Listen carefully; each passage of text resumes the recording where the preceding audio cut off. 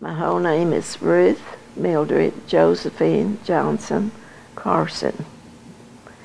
And Ruth is from my mother's youngest sister, Aunt Ruth. Mildred was from a good friend of my mother. Josephine was after my daddy's mother's name. And then, of course, Johnson was my maiden name, and then my married name is Carson. My parents were both born in Sweden. They did not know each other. My daddy's name was Otto Ansel Johnson, but it was Jönsson in Sweden, Jonson.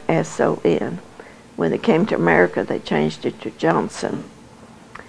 And I guess he was about 22 or so when he came over.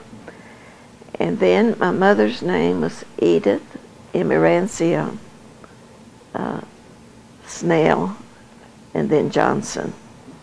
And Mother and Daddy did not know each other in Sweden. Daddy had seen Mother's picture at Mother's aunt's place in Kennedy, so they started corresponding, and they corresponded for several years by mail. Of course, no phones at that time. So then Daddy sent Mother a ticket to come over, but Grandmother wouldn't let her come because she had never met Daddy.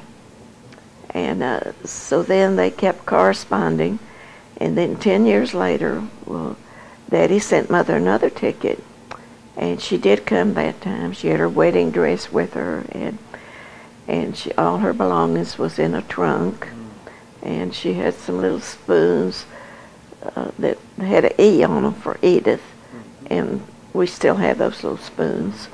I'll divide them with the children someday. And all her Daddy had all his belongings. When he came, all his belongings was in a trunk. And they met at my aunt's house.